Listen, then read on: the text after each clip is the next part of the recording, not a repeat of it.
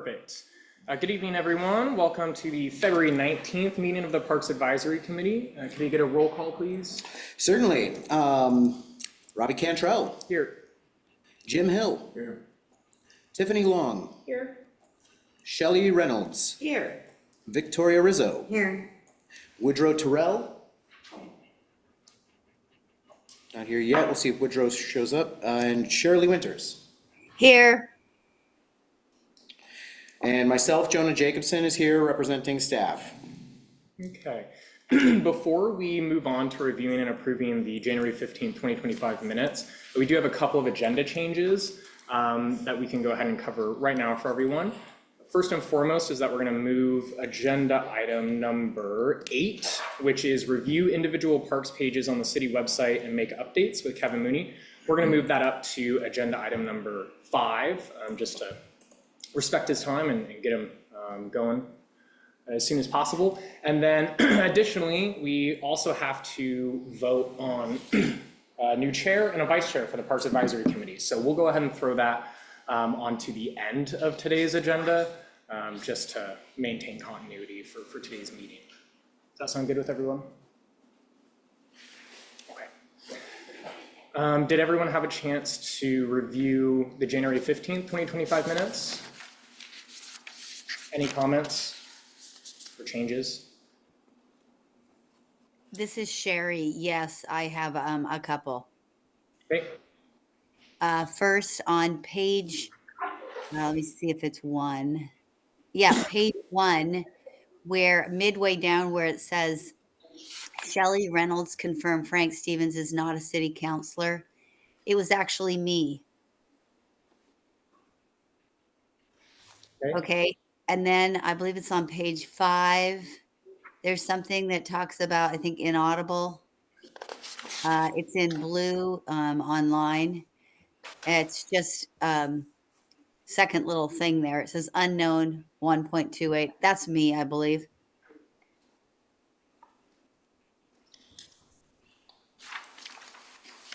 Noted. Thank you, Thank Shirley. And this is Shelley. Obviously, we're changing Shelley Reynolds to Sherry Winters in one spot, but my name is spelled incorrectly Oh, in the next one. It's just Y, not EY. so sorry about that. No worries.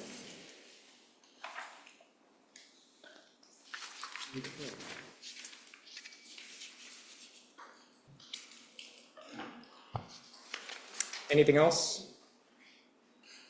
Nothing from me.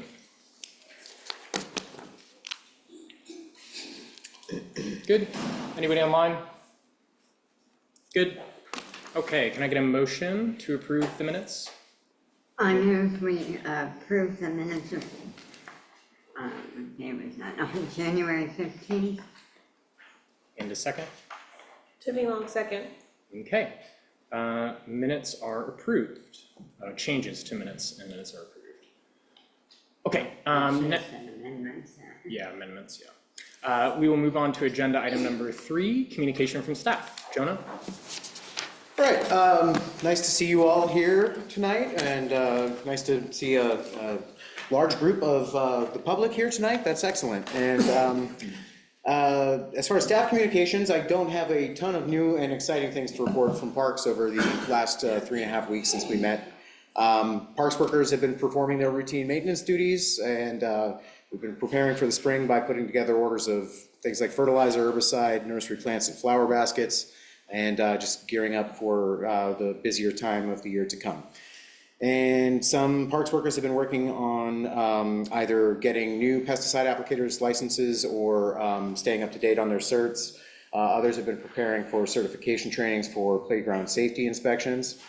And speaking for myself, largely what I've been working on in the last month is the Parks and Facilities budget worksheets, which I completed and turned over to management for their review ahead of them going to the Budget Committee next month. And the other big project for me over the last few weeks was drafting a new field use and concessions contract for East County Little League for Columbia Park, which is going to be a 5-year term contract. and that was submitted to ECLL administrators. So beyond that, you may have noticed we had a little snowstorm last week, which kept us busy.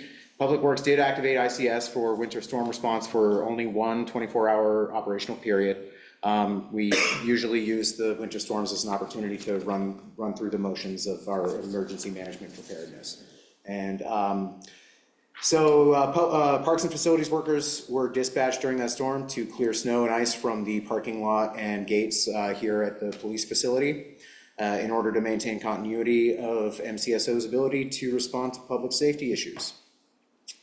And fortunately for everybody, the actual conditions were much gentler than the worst case scenario forecasts, and we got light fluffy snow instead of freezing rain, and it warmed up and disappeared pretty quickly. So I was actually very surprised that we had 0 fallen tree issues that I know of. I got 0 calls for fallen trees from Parks and Greenways, which I was expecting at least a few.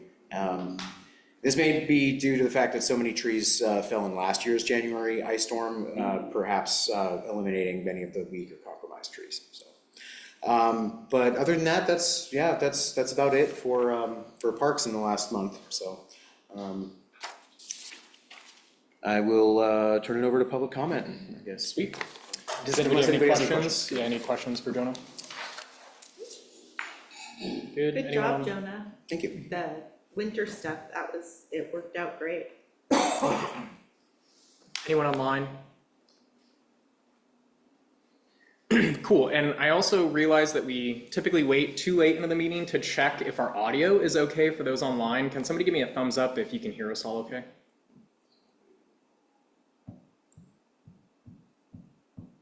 Sherry, Paul, somebody. Can you hear me in the first place? I don't know how to give a thumbs up, so I'm just gonna just tell you, yeah, it's good. Okay, good. Sweet. So with that said, we will go ahead and move on to agenda item number 4, public to be heard comments. They will unfortunately be limited to 5 minutes tonight, and I'm going to be a little bit of a stickler about that because as you might be able to see, we have a jam-packed agenda item. So just to make it easy on everybody, I'm going to be setting a stopwatch, and I'll just kind of knock on the table when we hit those 5 minutes. But we'll start here in chambers. Anybody who has a public comment just wants to, yeah, perfect. We'll start with you, sir. If you want to step up to the table and say your name and city of residence for the record, please. My name is Len Otto. While I grew up in Troutdale, I do not live here any longer. I'm a boring person, but not in the community of boring. I would like to ask you, as the chair, Mr. Cantrell, a question to start with. I believe most of us, or a goodly portion of us, are here to propose a name for the segment of the trail. Cool. Would you prefer that we wait until that time, or would you like it under public comment? Yes, so we will go ahead and I think that we should wait until that agenda item and just gather those suggestions when that time is due. Does anybody else have a different opinion? Yeah, I think public to be heard is on non-agenda yeah, items. okay. Yeah. So we will go ahead and hold that suggestion, but know that we are excited to hear it from you, okay? All right. Thank you so much. So anybody else have any comments on non-agenda items? Perfect, Frank? I have a presentation. I do not have it on hand. I did. You sent the PowerPoint to me. I can set it up here really fast. It's a quick, just 4-slide update. Sorry about that. Oh, no worries. Thank you, Chair, or Vice Chair. Chair for and now. committee members.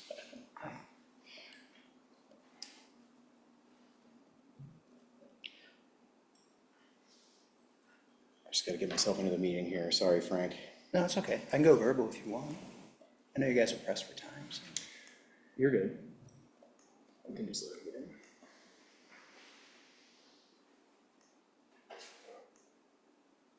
While I was trying to pull it up, I'll just give you some background on me, then I'll take care of the first slide. Sure. So I'm just a recently retired 34-year Troutdale resident who jumped in as a volunteer with Parks, October, I think. So we've been documenting what I've been doing around the area. And as part of that, it would be nice for me to give you kind of an update on what we're currently doing from a volunteer standpoint, as well as what staff has as well. So Perfect. So I have some specific areas I keep an eye on, specifically the Chalk Trail and whichever trail we end up naming in the future, which will be along the Sandy River. So I'm really in that group, and then I'm also helping out in Columbia Park and Beaver Creek recently. We did some work down there. And then pretty much anywhere that they need help on Mondays, I usually show up. And then I've been doing a lot of blackberry removal up on the north side of Sunrise Park, so. Perfect. We got Jonah in the meeting. Yeah, I'm sorry, my computer is Yeah, dragging no worries. here. I'm almost there.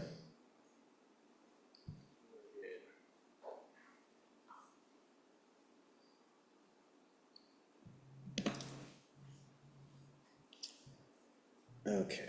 Hold on, now I gotta get back to Zoom. I'm so sorry about the delay. I forgot about this, that you sent me this, Frank.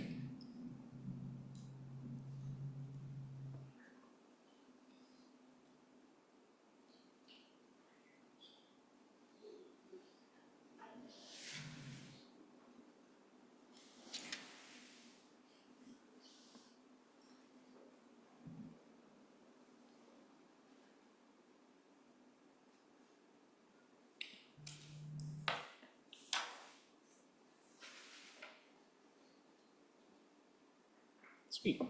Okay, sorry. We are. There we go. Perfect. Thank you.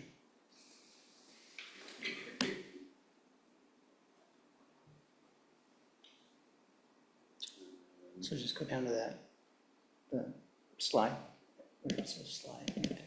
Yeah, sorry, there's a thing blocking it here. Sorry, here we go. You can do enable editing. There you go. Sweet. Yeah, so I just went over a quick explanation of me and who I am. Great picture of the Sandy River. So this is some of the blackberry removal we've been doing recently. That's down on the Chalk Trail at Harlow, right across from Troutdale Storage. We've got about 30 meters done, and we're about ready to start planting some native trees. So that'll be looking really good. Thumbs up. That oak actually has a nice little circle in it, by the way. Next slide. Yeah, so Beaver Creek, we helped move, me and 2 other staff members helped move this assembly that was falling apart on the trail. Basically slid it in, updated it, trying to make it more usable, and we're also working on the trail down there while they're still working on the bridge. If you notice on the right, this is one of the bike trees. I don't know if you guys have ever seen that. No. Yeah, it's right across from the barn and Harlow House. It's for bikers and walkers. It's kind of a common theme. The homeowner actually cleared it out so you can see it better, but the maple is actually growing around the bike. It's pretty cool. Next slide. 2 points I wanted to come up. We got a solve event with Friends of Chalk Trail cleanup. That'll be the 29th of March, if you guys want to jump in on that. And then 1st of March, we've got that free street trees event. And I will be doing one of the groups that will be planting the street trees. Next slide.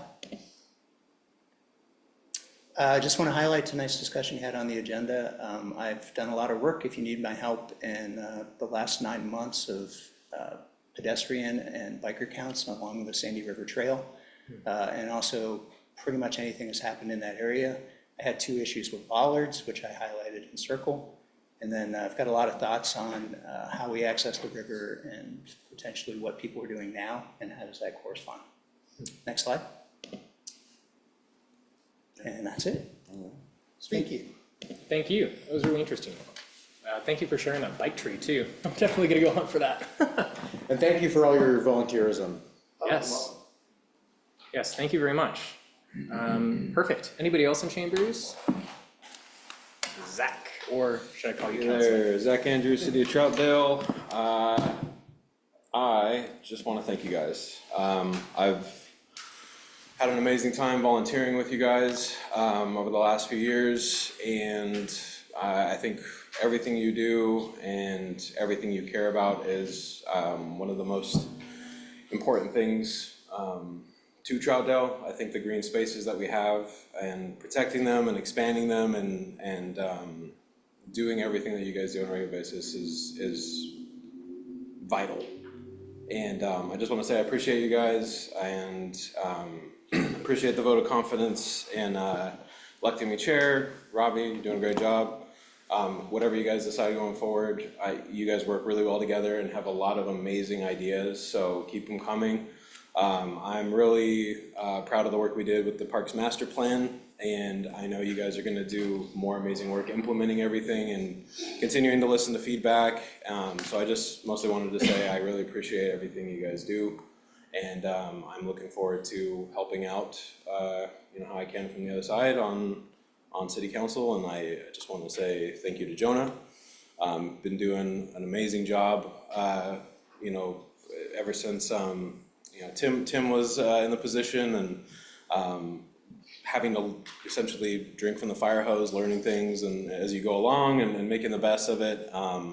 It's been really cool to see. So I will definitely still be in touch, and if you guys ever need anything, just let me know. But just thank you. And for those of you guys online too, I guess it's Sherry. Really appreciate you. So thank you, and I guess I will see you around. Yes. Real quick, I know that you and I had spoken about the trail information. Did you have any further resources or ideas to provide? I'll forward you what I got. It's basically, I'll put you in touch with the GIS specialist that we've got going on. Sweet. If you find it in your heart to put name a trail, Zinnia Trail or something, I wouldn't be mad. Like I said when I first joined, I think the saying of society goes great when it plants trees in whose shade they know they'll never sit. Really resonates with me, and I think kind of was inspiring me along the way, and doing this for future generations and my daughter and things like that it's kind of on the forefront. So I know you guys are going to continue to good work, so thank you. Appreciate you. Thank you, Zach. Thank you, Zach, and congratulations on your appointment. Yes.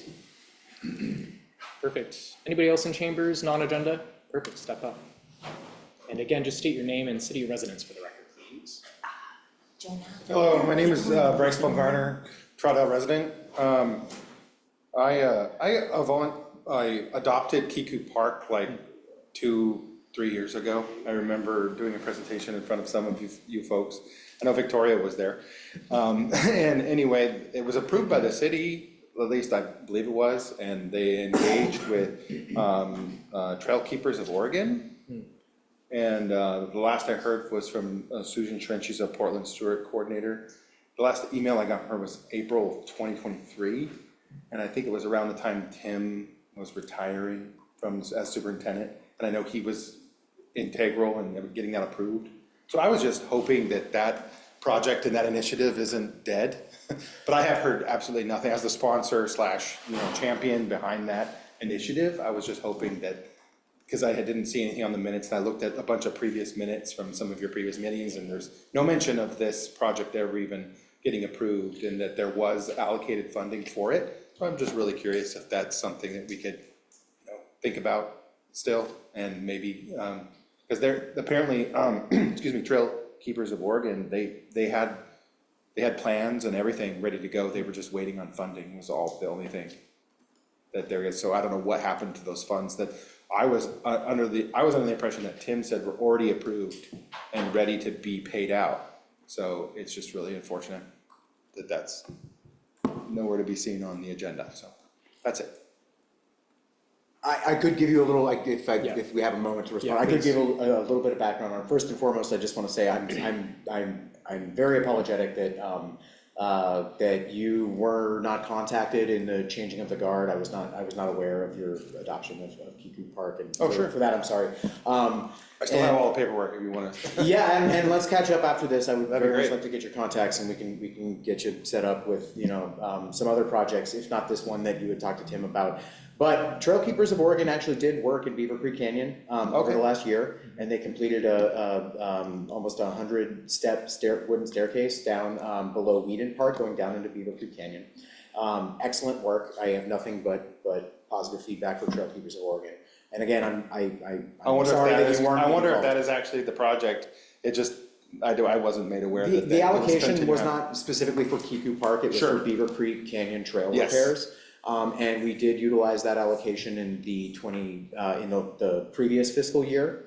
And unfortunately, that allocation was not renewed in the current fiscal year budget. I will say that I have put it back in as a new line item, or an old new line item for the 25-26 fiscal year, and I very much hope to see it approved. So, Wonderful, thank you so much.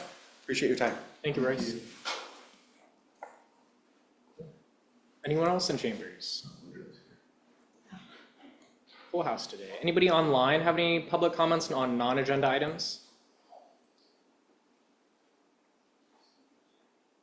Or forever hold your peace? Good to go. Really quickly, I'd just like the record to reflect that member Woodrow Terrell has in attendance online. And with that, if there's one final call for any other public comment? Good. Sweet. So with that, we will go ahead and move on to agenda item number 5, which, just to remind you, we've swapped for agenda item number 8 to review the individual park pages on the city website with Kevin Mooney. I understand, I believe that Kevin is online. Is that correct? Yes. Perfect. Sweet. Kevin, can you hear us loud and clear? Sorry, I thought I had unmuted myself. Yes, I can hear everyone just fine. Sweet stuff. So Kevin, to prepare for your attendance today, a wonderful member of our committee, Tiffany, put together a fantastic spreadsheet full of all of the different parks and the links and things like that. Really quick, did that get sent to Kevin, or is? I don't think it got sent to Okay. Kevin. I wasn't sure if he was gonna come or not. But yeah, I can send it to him. I was It has actually- all the information on it. I was actually just going to share my screen on that spreadsheet. So Kevin, just to fill you in, what Tiffany essentially did, and for everybody in chambers as well, this agenda item, Kevin Mooney is our digital specialist. So if you go onto the websites or anything, he's the mastermind behind that, especially our social media pages and things like that. And today's agenda item is all about updating the different park websites on the Troutdale, the actual Troutdale city website. So like I said, Tiffany put together a fantastic spreadsheet full of the links of all of those different parks. And what that allowed us to do was essentially divvy up the responsibilities for reviewing each and every web page of the parks that we're on, and just made real quick notes of any suggested changes. What I don't want to do is sit here and just reiterate and reverbalize all of this stuff to you. So what I did was I just went through the comments, and you'll have your hands on this, but I just wanted to talk about some common themes that I saw. The first thing was a lot of the pages, the maps needed updating. There was a lot of comments about the signs regarding no dogs in the parks that needed to be updated since we made some regulations and rule changes. Scrolling down, again, the pets not allowed, alcohol things kind of being hidden on the websites. And then just a lot of talk about trail makeup and just wanting to display, specific trails like Glen Otto or, Whedon Park or any of those, or Kiku Park, any of the back-end trails that show up on GIS. I was noting that there was a couple comments saying, to just align kind of our parks websites with what exists on the GIS mapping website that shows all of the trails.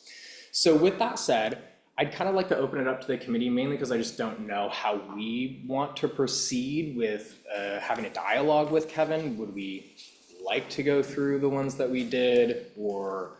I have a question, it's Tiffany Long. Yeah. I have a question for him about the pictures. A lot of them are out of date and old that are all on the website. CP Park, that's one of the first ones. It's got a picture of old play equipment, and it says that the play equipment's gonna be updated in 2020. A couple of them say the play equipment, that's not CP, it's a different one, but it's been updated, and it's a beautiful park. And then others, in the pictures, you've got pictures of the park signs that have the no dog things attached to them. So my question for Kevin is, how difficult is it to replace the pictures? Is that something that you can do? Yeah, I mean, most of those photos are ones that I've taken over the years. Usually I just try to wait for the weather to be a little more pleasant before I slap photos up on the website that are going to stay there for a while. So I'll just put that on my to-do list to go around on the next nice day to just try and get photos. It's also, I usually also try to do it more in spring, summer when the parks look a little bit more alive. But you know, it's certainly something. It never hurts to have more photos of the park. So I will get working on that. Cool. That would be great.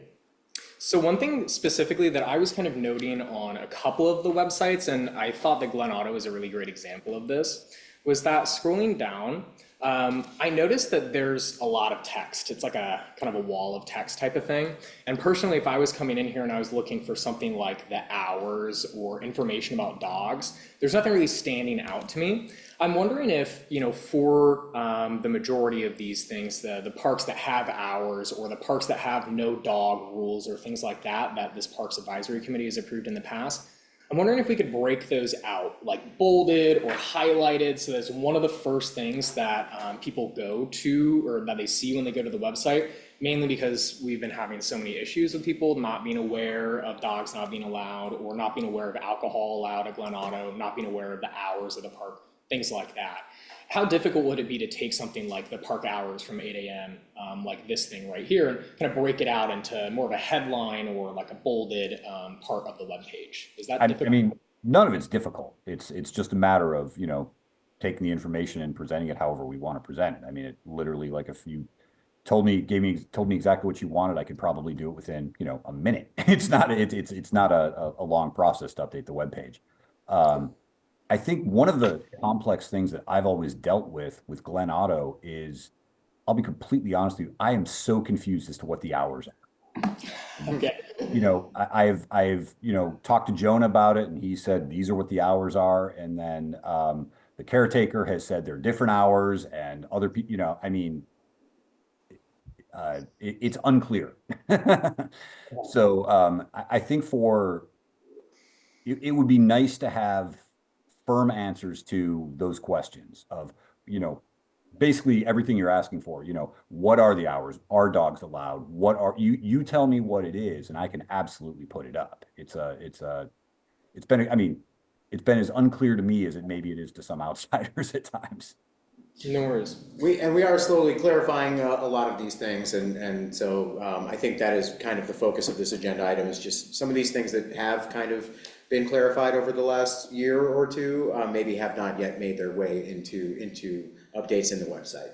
But the website looks amazing, and I just want to, hats off to you, Kevin. Like, you do fine work with this. It's an excellent representation of the beautiful parks around Troutdale. Thanks, appreciate it. You know, it just, you know, there's just a couple of edits that maybe is. Yeah, I mean, honestly, I'm not surprised. A lot of these things were, you know, some of these pages probably haven't been updated in years. Yeah. You know, they're not, they don't get a lot of traffic, they don't get a lot of attention, and you know, so no, I mean, anytime you have any feedback, and honestly, to go back to the photo question, if any of you or anyone you know has great photos, send them to me, and they don't need to be mine to go on the webpage, that's for sure. Jim, did you have something to say? This is Jim. Kevin, I'm also complimentary of your website and how it's laid out. I think the whole city site is nice. Seen a whole lot worse. A suggestion might be that in the parks in particular, we may know that there's certain things that are wanted for each one. Hours, rules, that sort of thing. And maybe just a sidebar that's similar in each page. Yeah. Makes sense if we would define which of the bullet points are most important to have common. Yeah, I'm in agreement there. I would love it if, like, no matter what park page I go to, if, you know, at some specific part of every one of those pages, I can find the same source of truth or basis of information there. Would we be able to work with said caretaker to solidify Glen Auto hours? That has been handled, and I was very upset with her last year about the arbitrary unilateral changing of Glen Auto Park hours. So I don't anticipate that to be a problem again this year, but if it is, I will certainly deal with it again. But but just to clarify, the hours that I believe are posted here are the correct hours. Okay. The hours that the caretaker posted on a handwritten sign last summer are not the correct hours. Okay, so. Okay. So just to give a sense of the easy, clear thing that I could do, whenever we post a new job, at the top of the job post, there's the very basics of, you know, the title of the job, what department's in, how much the salary is, if it's full-time or part-time, just in like bold text kind of thing. And we could easily do that for all the parks with, I mean, I don't think that necessarily anyone cares, what the acreage of each park is, for that, but, name, hours, dogs, any particular, or if there's any other rules that stand out. Well, let's solidify that. So I'm just gonna start typing down here in a random cell. We have dogs, allowed or not. We've got the park hours. What other kind of baseline information do we want displayed on those web pages? No motorized vehicles. Motorized vehicles allowed or not? The one thing I would say about some of it is that it is the same thing at every park. I'm not sure, I mean, motorized vehicles aren't allowed at any park. That's what I thought, yeah. I know. So we do have that on the main parks page, I believe. Another one was like Glen Otto specifically had alcohol allowed or not. I don't know if any of our other parks allowed it or not. Alcohol is only allowed at Glen Otto Park with a specific permit with a rental at the Sam Cox building. That's good to know. There is no alcohol allowed. Now, that does not cover, Sugar Pine does have a permit to serve beer and wine, not liquor. Any amenities, playground equipment, tennis courts, whatever. There is a page, Robbie, if you go back to the parks page, that's one that needs to be updated. At the very top is park features and amenities. If you click on that, you can't, this table is really frustrating to me because dogs are on the very end. So now if you go to the very end to see what parks dogs are allowed at, I can't see the name of the park anymore. So if we could freeze panes on this, that would help with that. So that you could see the name of the park and then also be able to go all the way to the end. And what's really frustrating is you have to go down to the bottom and I can only scroll over to the side on the bottom and then I can't see anything over on the side. So this definitely could use a little bit of help. And it still says dogs are only allowed in 2 of our parks. So it hasn't been updated since we changed that. It's just one of the places that got missed, but this has all the amenities. That's great. And it could have some things added to it, like we have a lot more pet waste stations now. I think that's a useful thing to know where those are at our parks. I don't know what else could go on there, but. Tiffany, quick question on that. Is that the sort of thing that you would maybe like to see more like in a GIS layer in the maps? Like, I think that would be great. Yeah, I don't okay. know how much work that would be to add where all our pet waste stations are, but. I can certainly inquire with Austin, the GIS guy about that, so it might not be that difficult. That would be good to have on there. As far as this amenity list goes, this has always frustrated the bejesus out of me. This was designed before I came to the city. It's actually something built through the developer. It's not just like an Excel spreadsheet that we've uploaded. It's like this weird thing that they created. I actually wonder if it would make more sense to just scrap it and put all the information on the individual pages. I mean, I think it was there so people could easily scan and see what is at each park, but I've never thought this page was particularly helpful. It's not, it's frustrating. Yes. Woodrow. I'm sorry? Sorry, I see Woodrow raising his hand in there. Woodrow, did you have something to say? Yeah, I'd like to contribute a couple thoughts here. One is that I think these amenities do need to belong on the individual parks pages. I think the other thing that would be helpful would be the size, where it says, how many acres it is. I think orientation, so like, what's it's near and what's it close to? Is it, how many miles away is it from the next closest 2 or 3 parks?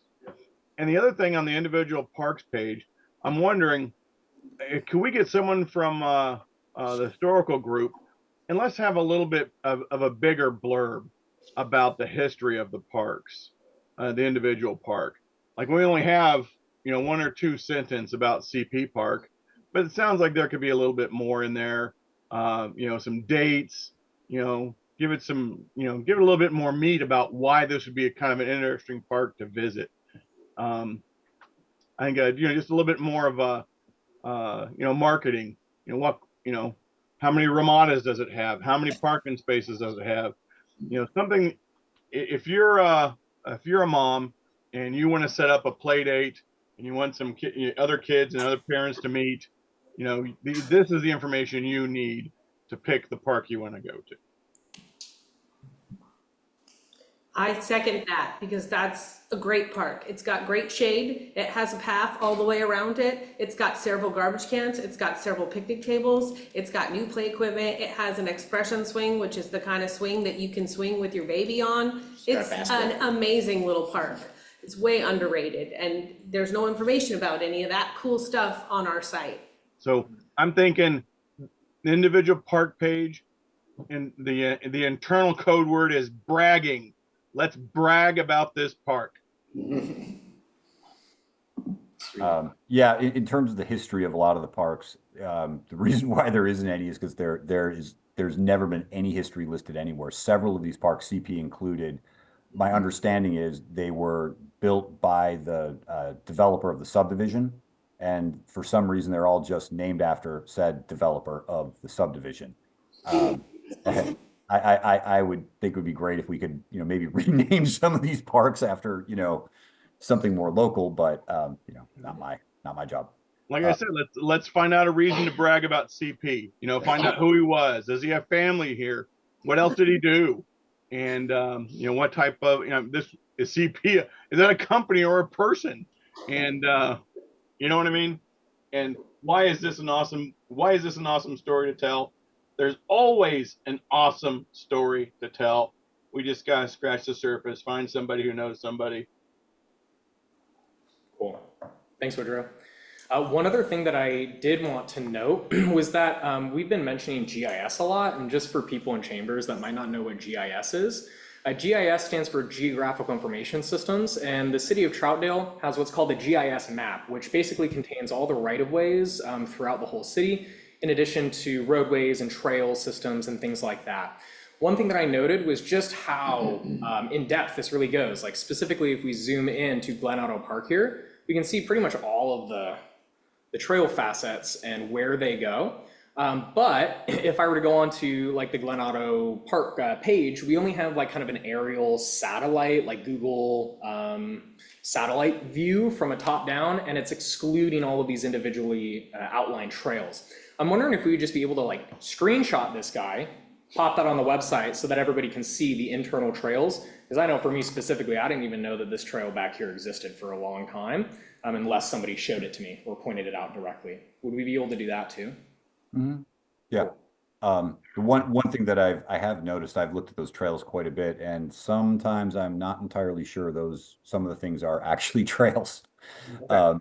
There are some parts, like literally where your cursor is right now, that there are some things that look like trails, and as far as I can tell, they're like private driveways.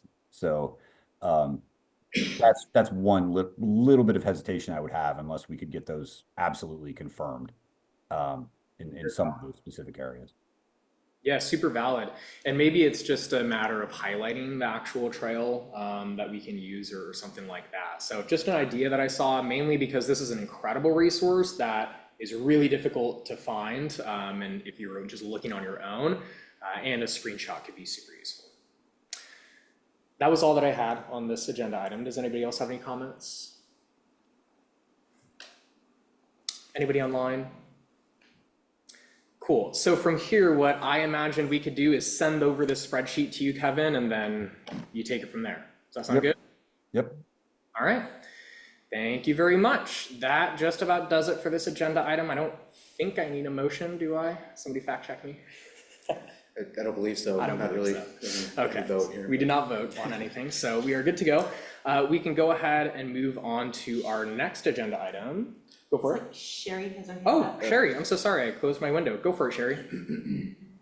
Well, I know that we were looking at parks and, the individual things and making mention of some stuff.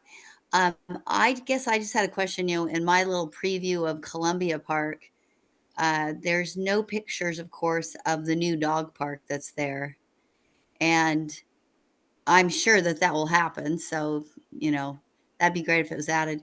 But I guess I was kind of concerned because it references the baseball field, the two little league fields there that are as if they're available, but are they really ever available to the public? I can speak to that. Yeah, I mean, they are, so essentially how that works is East County Little League, formerly Reynolds Little League, had a kind of a foundational stake in the construction of those ball fields way back in 1997. And as such, they are kind of grandfathered into priority for scheduling for their baseball season. That being said, there are plenty of days when they do not have games out there, and there actually occasionally are other baseball clubs that do utilize the field. And so they are available. So the short answer is they are available to rent.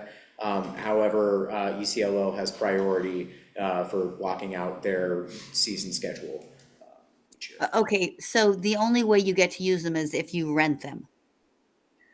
Yes, that is correct. Or you pay for a parks use permit essentially. This is the way that all sports clubs operate in the city of Troutdale. It's the same for the soccer clubs that play on the other side of Columbia Park.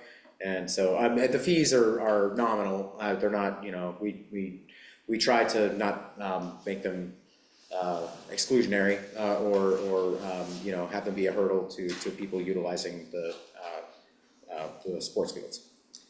Okay, I can appreciate that. I think the thing I wonder about is because the baseball fields are fenced and locked. That soccer field, somebody could go on when nobody's there and kick the ball around. It'd be no big deal.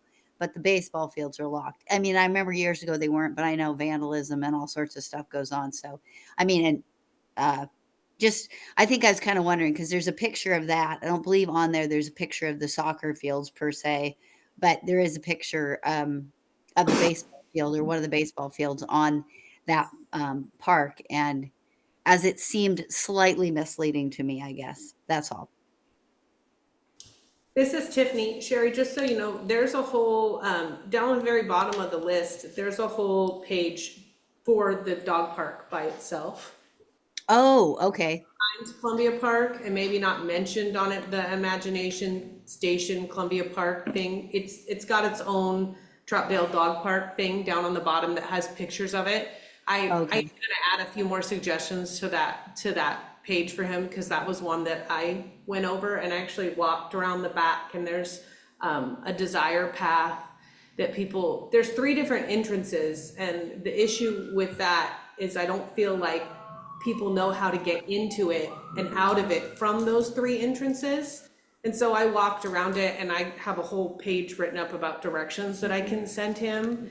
And I would think it would be great to put a link to the Halloween photos that were taken this year, and maybe mention that we want to make it an annual event. And then there was one other thing about the dog park. I wanted to tell you, the kids are putting humps in the path that's directly behind the baseball field.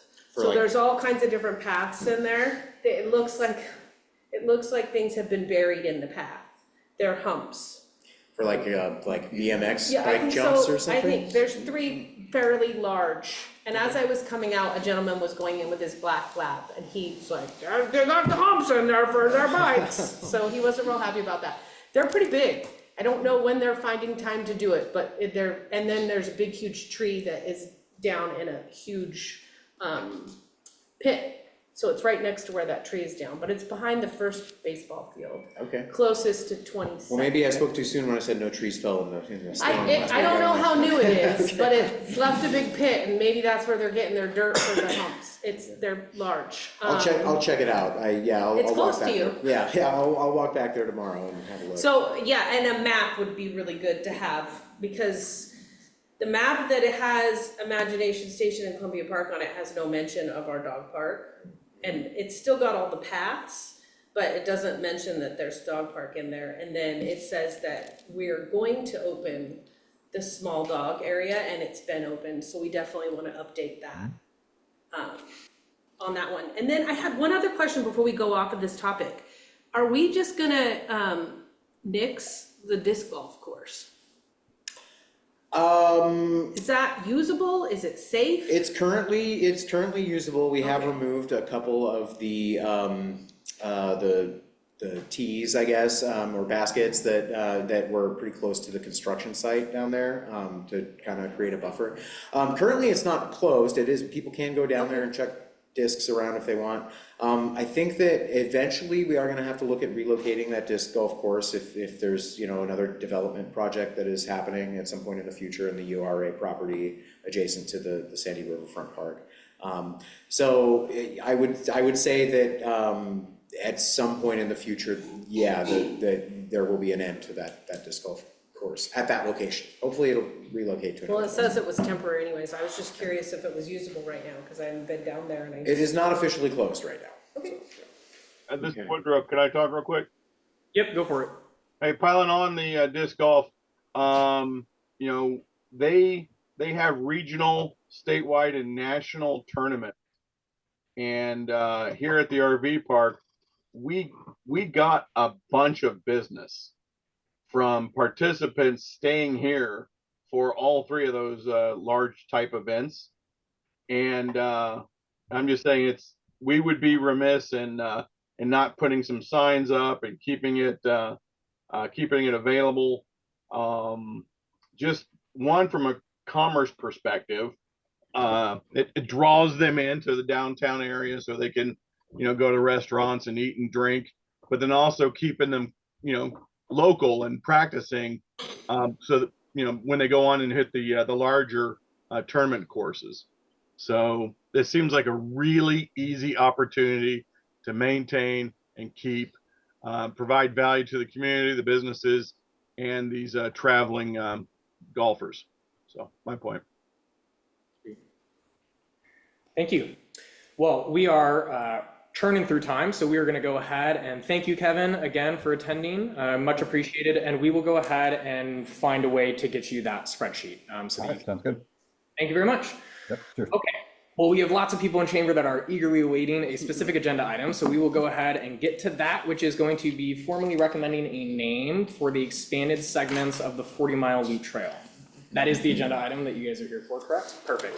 To be clear, there are two naming agenda items, just so everybody knows. There We're is talking about the two, park and the there trail. is, that is exactly what I clarified. There's two naming agenda items. I do believe that they are here for that, the Choctaw Trail. We will also, later on in the agenda, be recommending a name for the whole park itself. With that said, did anybody come up with any ideas for the Choctaw Trail specifically? Because I have names for the park itself, but I did not brainstorm any names for the trail. Anybody have any off the top of their head? Okay, so with that, I have a comment about that. Yeah, go for it. All right, so is it true that there is an RFQ out for some of the commercial development there? That is true, and we have a meeting tomorrow on the Town Center Advisory Board to discuss that. So it seems like this should be done in parallel, hand in glove, so that we don't come up with names that would be counterproductive to the commercial development. They are separate. Okay. But still, we don't want to call it, you know, Applesauce Trail when they're doing Orange Tree, you know what I'm saying? I would argue that it's up to the developers to match the name that we recommend. And just to remind, we are recommending this name to the city council. It still has to get approved by them. Okay, maybe we have some that we keep in our back pocket to pull out. I don't know if we can so-called wag the dog with the name of the trail. If we can, great, but just saying that, you know, from a marketing perspective, we definitely want to be hand in glove, so it's not, you know, uncomfortably different from the rest of the commercial development. Something that I will quickly note, because I'm on TCAB and I know the RFQ process, I can confidently say the development on that area is not going to start for a number of years, no matter how the RFQ process goes. So with that said, the trail and the park are going to be finished well before that. So just something to throw out there. Jonah, do you have something to say? Not on the RFQ process. I don't have anything to say on that. I guess you know, from From the perspective of keeping things as simple as possible to understand on a map or on wayfinding signage, I suppose that I personally, and this is entirely up to the committee, I have no vote, but I think that perhaps it behooves the city of Troutdale to simply apply the name Chalk Chalk to the entire continuous trail rather than name one half-mile section one thing and one 2-mile section another thing. But that it is entirely your decision, so. Thank you. Yeah, I would agree with that. Say it again, Jim. I would agree with that. Thank you. Sherry, did you have something to say too? Really, mine is more from the perspective of, instead of us saying what our recommendation is, it sure seems like it's a perfect opportunity to try and engage the public for suggestion, for how getting them involved in being part of this process so they can own it in a way too. And whether it's, we come up with some initial names and then Robbie puts together an excellent little form that goes out in a Google survey thing, or I don't know. I think I just look at it and I think there's simple things maybe here that, yeah, we could just ultimately decide something and send it forward, or maybe we can get some public input on it. So that's all. Lucky for us, we have some public input here with us tonight. So if it's okay with the rest of the committee, I would love to hear from them. Is that okay? Perfect. So whoever wants to come up, please approach the table. And again, just for the record, state your name and city of residence, please. I am Len Otto. I am formerly a resident of Troutdale. I live in beautiful rural Clackamas County right now with a boring address. I try not to be boring, however. Would you spell your first name for the record, please? Len, L-E-N. Thank you. And good evening, Woodrow. Good evening, Len. I don't have a dog in this fight about which one goes where, but I will make an observation. My name is Len Otto, and yes, there is a connection to Glenn Otto. Glenn Otto was my father, and he was the individual who brought that particular piece of land into the city. And I could go on and on about this and how it all happened. That's not why I'm here. I'm often asked, well, how did the park get its name? And I get this serious look on my face and I say, well, the first requirement is you have to be dead, because things are named after dead people. That is the case with Glen Otto Community Park as well. And following that, there's a whole list of things that I can think of that would go into the naming of a place. My point in telling that is just to kind of emphasize that you have an opportunity as a Parks Committee, and by the way, I really admire what you do because I love Troutdale Parks, and Glen Otto too. You have an opportunity to honor somebody who has made incredible, just amazing contributions to the city of Troutdale. And some of you might not even know her. And other people are going to speak about some of those contributions. So I'm going to keep it short and just kind of point out that most communities, such as Troutdale, have no history. And I say that not because they don't really have a history, but because the history has not been recorded. History is saved by recording it. Troutdale has 200 pages of its history recorded. Are you familiar with the book? Yes. Okay. It's called It Could Have Been Carpdale. And that's true. It could have been Carpdale, but John Harlow chose Troutdale to name it after his ponds. This tome was written by a woman named Sharon Nesbitt. If nothing else, it is an incredibly entertaining read. And you will learn things about Troutdale about which you are clueless. I have read it 4 times. I was one of Sharon's editors. That's what you get to do when you're an editor. You read and you nitpick. And I was nitpicky. And there were times when she appreciated it and times when she did not. Sharon was born in 1939. And if you do the math, you come up with the idea that we're talking about an elderly woman right now. I've known Sharon since I was 14 years old. And that was when she first started showing up at our house as a reporter for the Outlook. And since that time, she has devoted her life to preserving Troutdale history, including 10 years in the making of this book, which did get published in time for Troutdale's centennial. We have copies down at the Barn Museum. I wore my name tag just to kind of emphasize that I am a member of the Troutdale Historical Society. I've been on the board more years than I can count. I'm not right now. I have been president. It's a very worthwhile organization.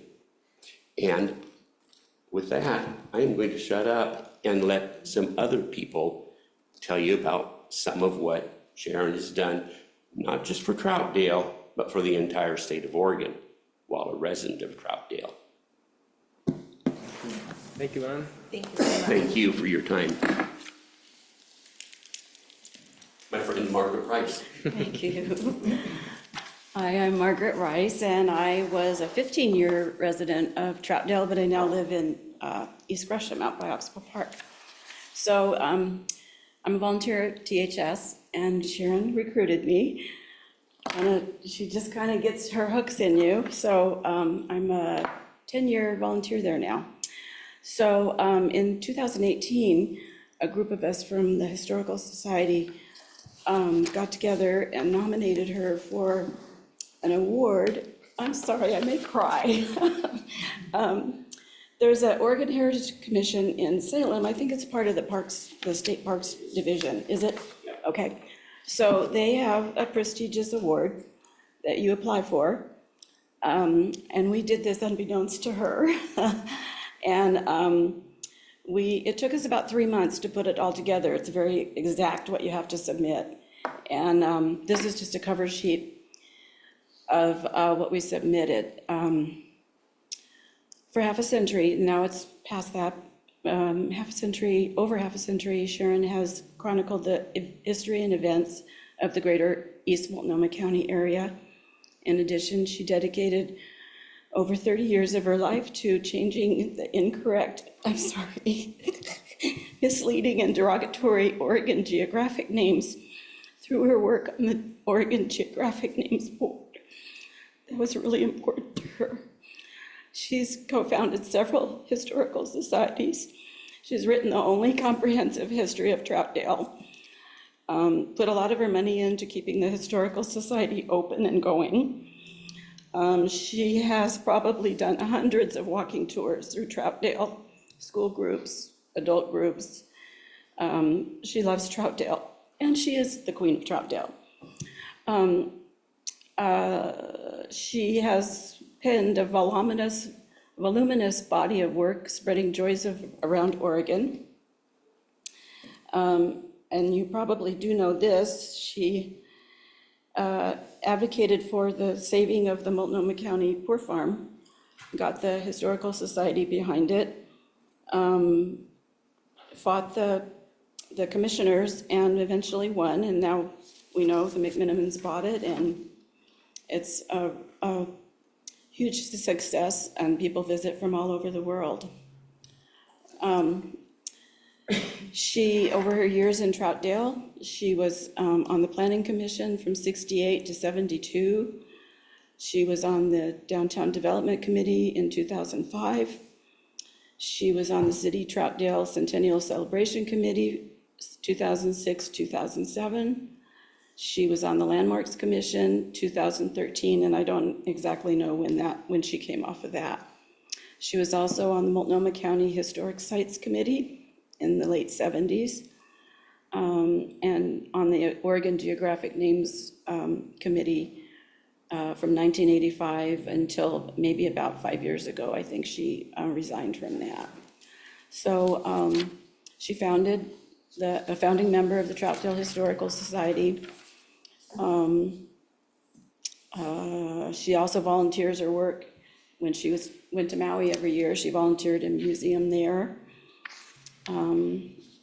And she was Troutdale Citizen of the Year in 2000, and I think again in 2018. It was the same year she got the award at the through the Ethics or the Excellence Commission.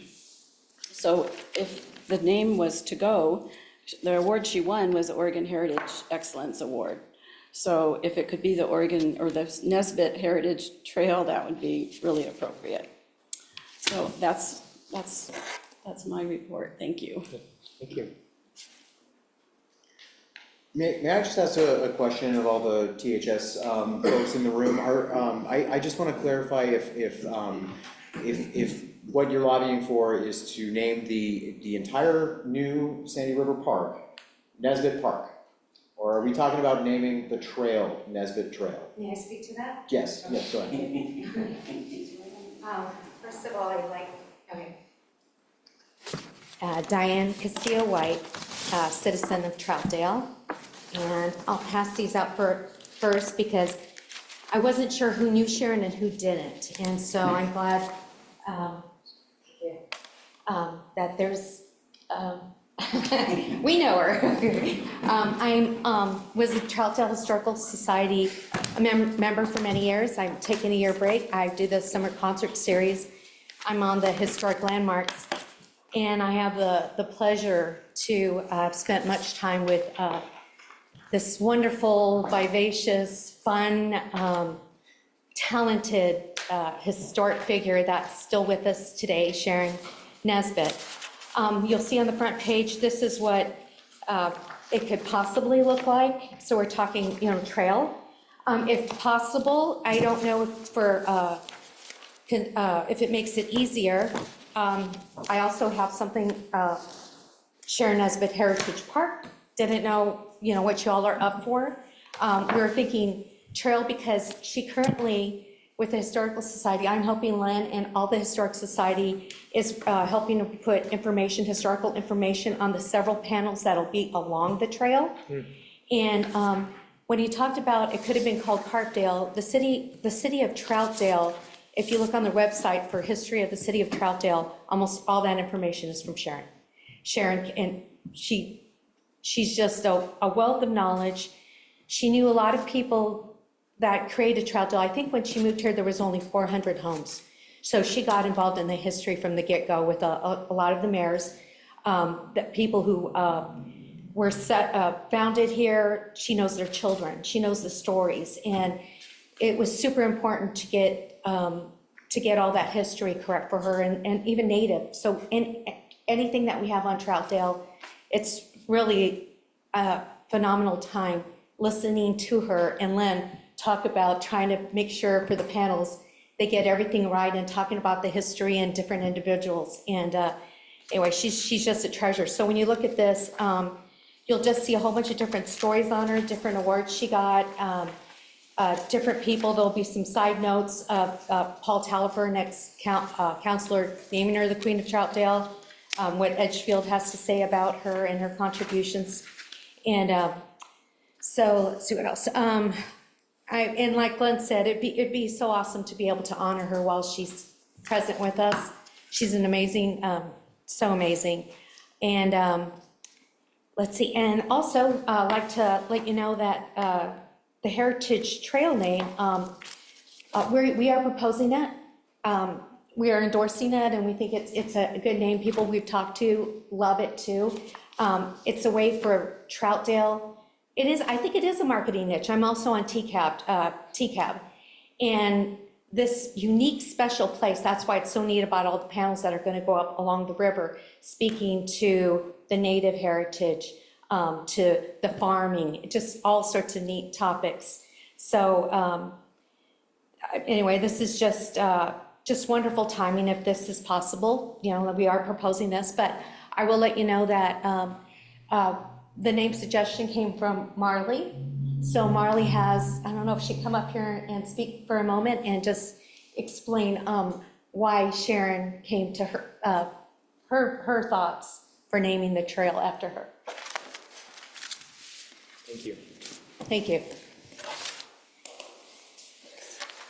Thank you, Marley Boxler, not citizen of Troutdale, but city staff of the city of Troutdale. I had mentioned to Diane when we were working on the panels, the sign, the interpretive signs for the Sandy River Trail and Park, that this idea had come to me for a name that could potentially be for the park or potentially be for the markers that we were creating, but that I wasn't going to necessarily propose it, and it would be something that the community really needed to come behind if that was what they wanted. And so as you can see, a lot of them have come out today in support of this name, but I just wanted to mention that they're really the champions of this. It was just a suggestion from me. And Sharon Nesbitt has done so much for documenting the history of East Multnomah County and Troutdale, and we truly wouldn't have the stories that we have in the history documented if it weren't for her. I think that she's a remarkable woman who is still with us here today, and it's really special to get to memorialize this this honor for her while she's still here with us. We don't normally get to do that. Like Len was saying, a lot of people only get memorialized once they pass away, which is so unfortunate because you don't get to share in the joy of that with those people. And I think that heritage, when I was thinking about this name, I specifically liked the word heritage over historical trail or historic trail or park or whatever it might be, because I felt that heritage carried beyond the past. History sort of just evokes a place in the past, but heritage had the ability to transcend into the future and be speaking about heritage continues to grow, and like her heritage, her documentation, her work in Troutdale can continue to live on. And so I thought that heritage was a specific word that would evoke not just feelings of the past, but feelings of the present and the future, and what we want for the future of Troutdale. I think when it comes to trail versus park, that's more of like the nuances of the designation. I don't know that there's a strong, it could go either way. I think that most of our parks don't designate other names for trails unless it's like a metro trail or another, like Sunrise Park doesn't have a name for the trail. Yeah. Glen Park doesn't have a name for the trail. So I think that just gets into nuances of like the details of how you want to do that, but park or trail, either way is fine. But yeah, this was just an opportunity to be able to celebrate Sharon. And if you've ever met Sharon, you know that she's a very fun and very lively person. And what better way to celebrate such a fun and lively person is with a fun and lively park. And I think that that's just another thing that like captures her personality, and like she's such a joy to be around, and parks are such a joyful place. And so it's just a fun way to commemorate all the work that she has done and get to celebrate that with her while she's still here. So that is how the idea for the name sort of came to be. Thank you.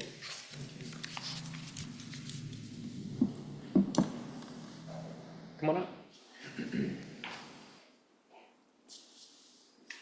Rich Allen, Troutdale. I'm also in support. So when I was a young man, Troutdale was always a place I went through to go someplace else. I didn't know a lot about it. And when we settled here, like the Harlow House, who was Harlow? You see these things, you see people's names, and you wonder, who were they? What did they have to do with Troutdale? Well, I know Sharon as a real pistol. I think it's great, all the nice things you're saying, but boy, she was a pistol. Or is a pistol. Yeah, she hasn't changed. She hasn't slowed down either. So my fond memory of Sharon is being here and going, okay, this Troutdale's more than a place you go through. What is Troutdale? And she's done a number of talks, she's written the book, and she's taken personal time. She walked me through the city amongst other people, and she would point out that what this place was and what that place was, and she built the history in my mind of what Troutdale is and where it came from. And she knew the history far, far back that I had no clue about. And this created a sense of belonging for me and my family to be here in Troutdale. I think that gets so lost in a transitory public that goes from place to place. I don't know how many of us are born here in Troutdale or have lived here all our lives. I know that I haven't. It's been about 22 years now for me. But I feel like I'm a part of Troutdale because I know so much about the history. And I only know that from Sharon Nesbitt taking the time to talk to somebody. She didn't really have any real reason to do it other than she cared and she wanted to share. And so that's why I'm here to support the name. Thank you. Thanks, Rich. Sweet. Frank?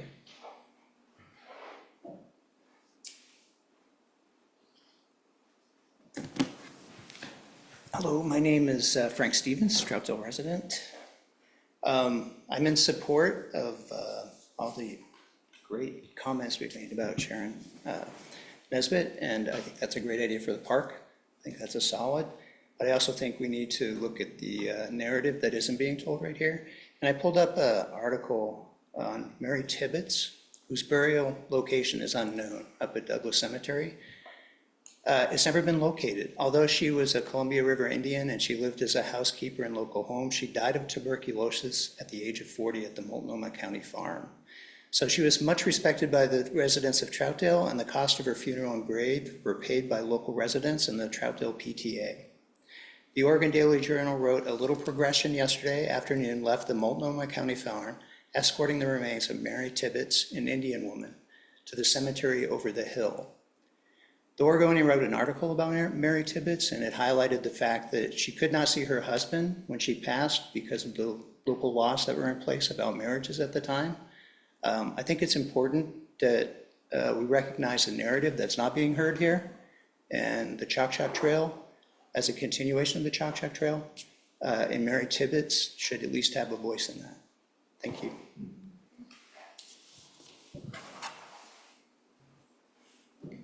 Cool. Any other comments from anybody in chambers? Really appreciate you all being here. Perfect. Well, with that, we do need to make a decision tonight and recommend a name. So I'll just open it up to the committee members. Does anybody have any thoughts or comments right off the bat? And online too. So we have a trail already named, and it's honoring natives. I would like Frank's suggestion. My thought after Frank spoke was that we continue the name with the Tibbetts Trail. Maybe a more formal name than that, Mary Tibbetts Trail or something like that. But I really resonate with the with what's been said about Sharon. And I think naming a park after somebody is a high honor, and she is a member of a community that deserves that.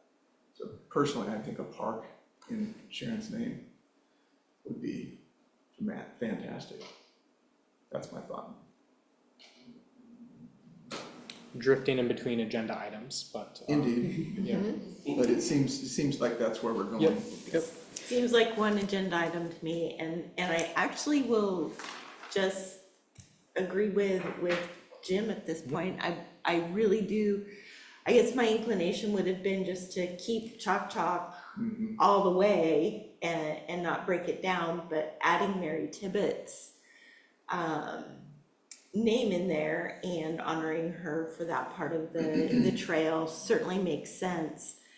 And I am absolutely a proponent of the Sharon Nesbitt Heritage Park.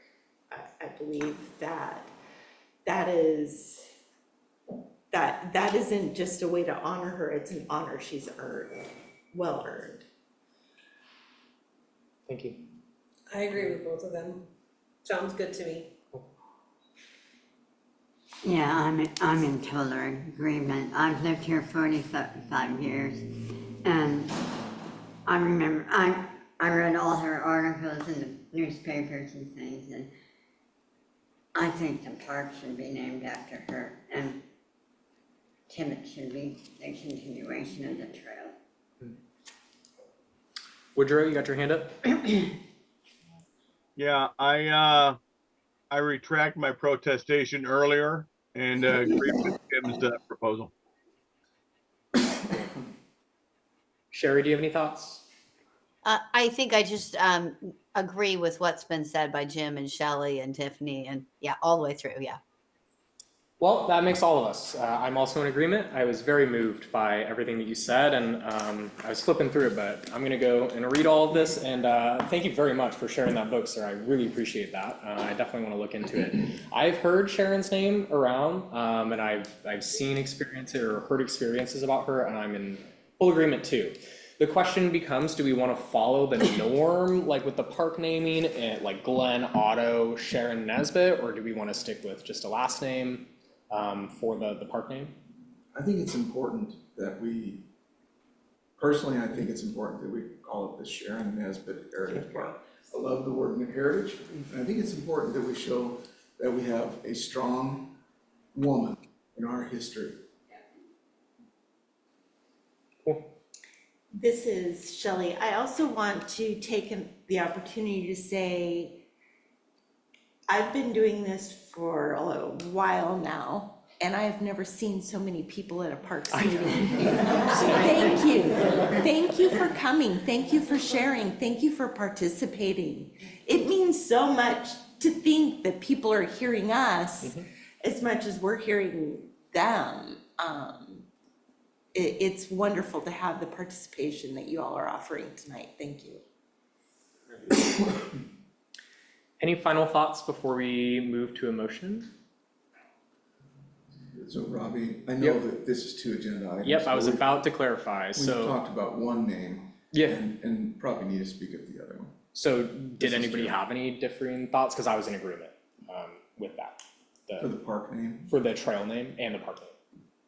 What, did we speak a trail name out? Mary Tibbetts, I That, think. yeah, I thought, yeah. The Mary Tibbetts Trail, connecting to the Cha-Cha Trail beyond. So, okay. Thank you. Just to, I just want to make sure that I'm identifying both the trail and the park in 2 separate votes. Right, and that's what, that's what I'm even about though to they get are to. related and it's the Yeah, same yeah. place. So just to clarify, Mary Tibbetts Trail, I like the way that flows. Yeah. okay. Can I get a motion? Let's Or begin do with I can we do first the Sharon Nesbitt Heritage Park? Can we take a vote on that first and then do the trail? That's fine. Okay. Yeah, I was going in the order of the agenda, but that's totally fine. Oh, So okay, sorry, I just already wrote it out this way. You're so totally it's- fine. Let's do the big one. So, do we need a motion?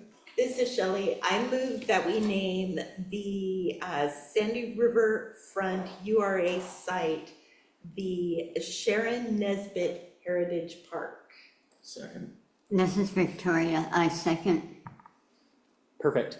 Just to clarify, we are recommending that name for everybody in the room too. Right. This is not the final say.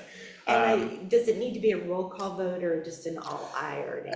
I think recommending a name for a park maybe warrants a roll call vote. Just to get on the record with everybody's stance on the matter, so. So I'll go ahead and call your names out, and if you'll give me your yay or nay. Woodrow Terrell. Yay! Sherry Winters. Yes. Tiffany Long. Yes. Robbie Cantrell. Yes. Shelley Reynolds. Yes. Victoria Rizzo. Yes. And Jim Hill. Yes. The Troutdale Parks Advisory Committee formally recommends the name Sharon Nesbitt Heritage Park for the URA Sandy Riverfront site.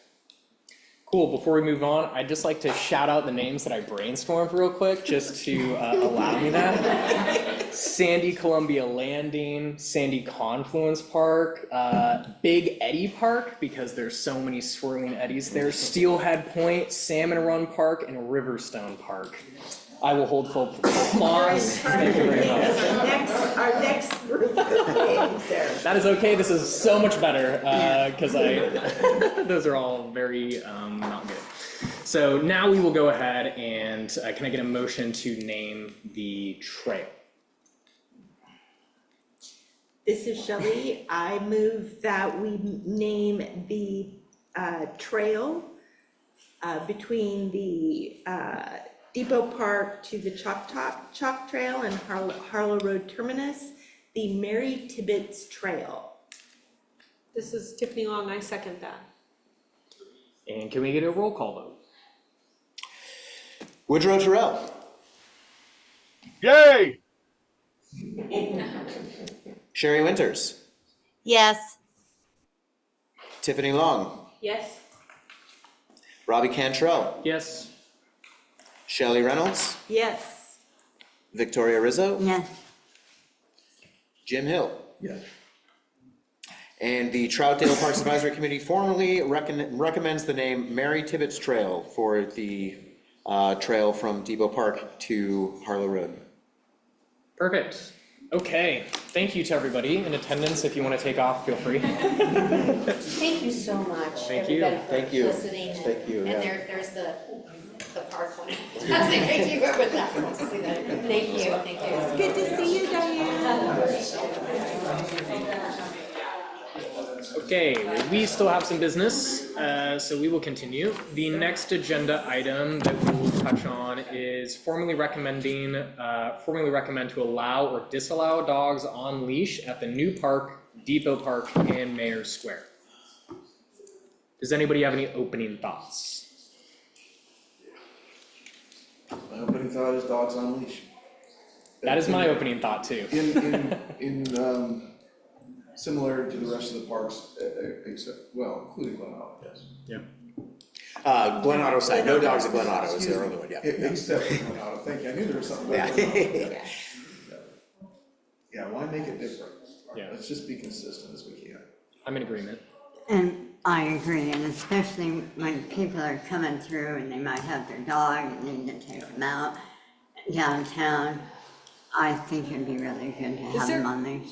This is Tiffany. Is there gonna be water access at this park? Will they be able to get down to the water? Well, like the river, you mean? Yeah. You know, I don't believe so, but I do have a complete set of plans here that, and yeah, all of you are, can review if you'd like to look at it, so. But I don't believe there's gonna be river access there. I think it would be good to allow the dogs, cause they're not allowed the other one, so it would be nice to be able to walk around downtown and hop onto this trail and be able to take my best friend with me.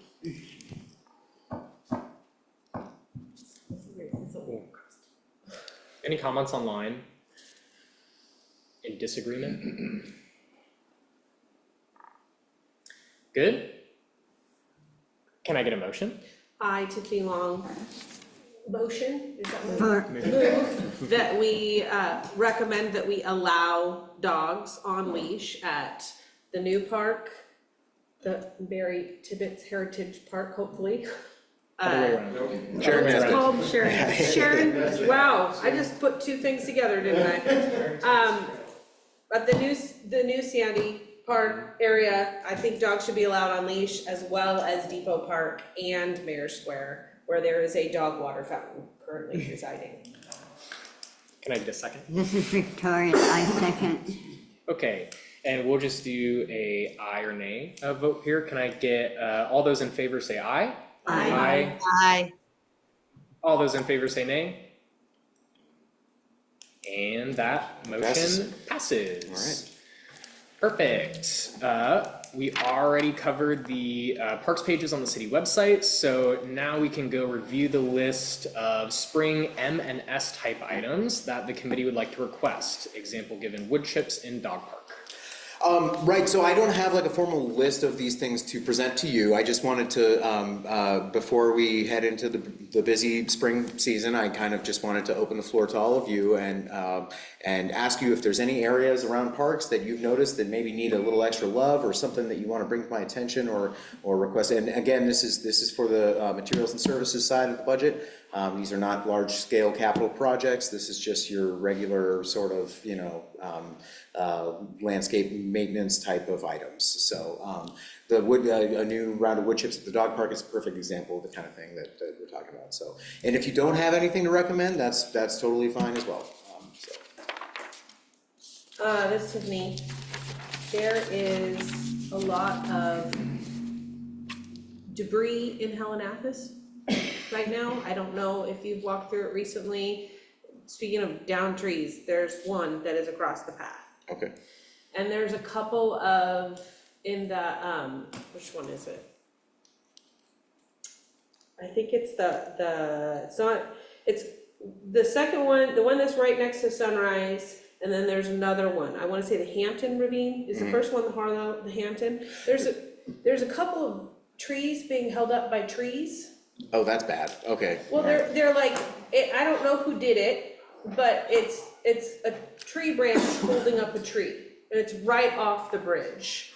And I Okay, so don't, it's not like a fallen tree hung up in another tree or a widowmaker? no, I don't know who set it up like that, but it doesn't seem super stable. Okay. It's just like, it's like somebody's cut a big, huge branch, and it's holding up something like this. Okay. There's two. So the request would be kind of like trail maintenance work in Helen Maybe, House? Yeah. I don't Okay. know, it's just kind of interesting down in there.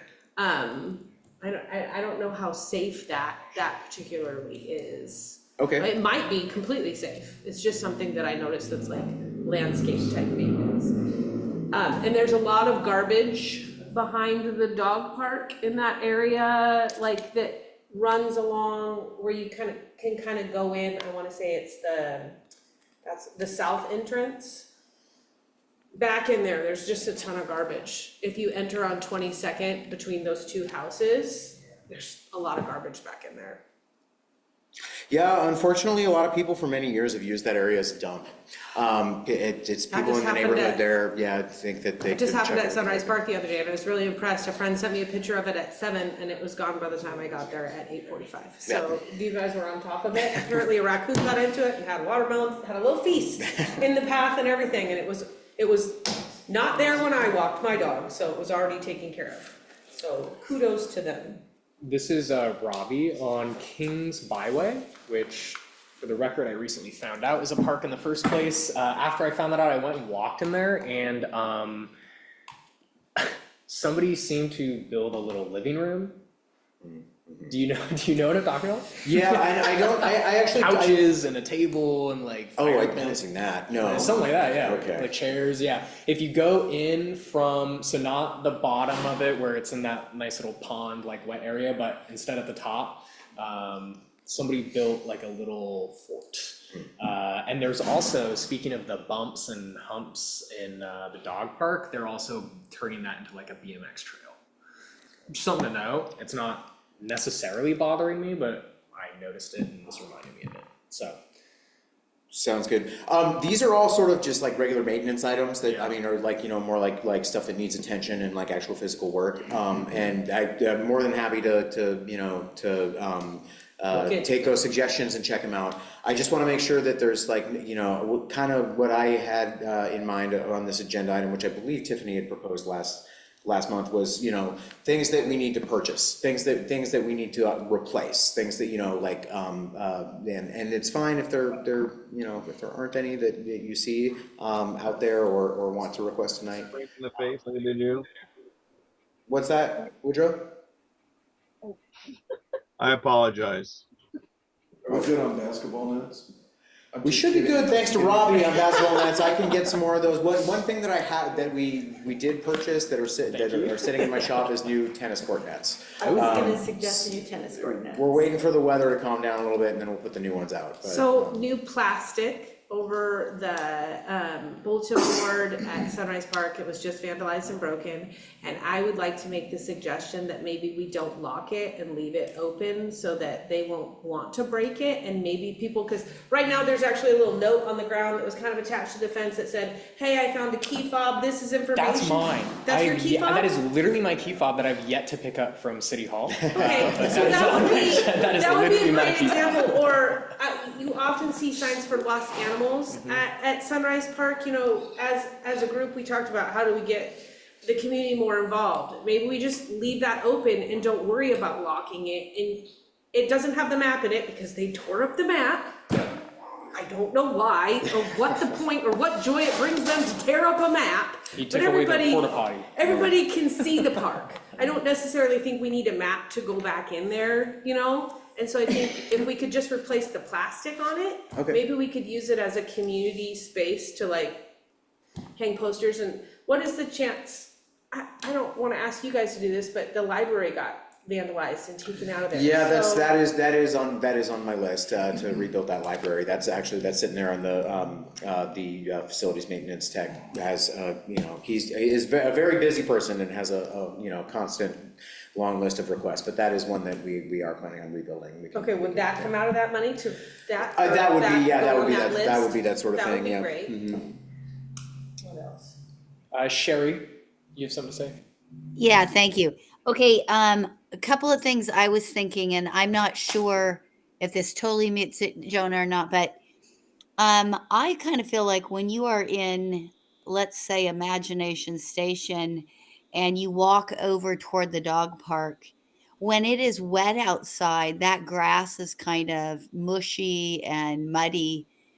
Is there a way to make it look like there's more of a trail to walk on as opposed to randomly walking around and choosing your own way? I don't know. That's an interesting idea. I mean, I guess there are concrete paths already at Columbia, so I mean, it's not outside the realm of possibilities that we could at some point, you know, create a concrete path from the existing path to the dog park entrance there.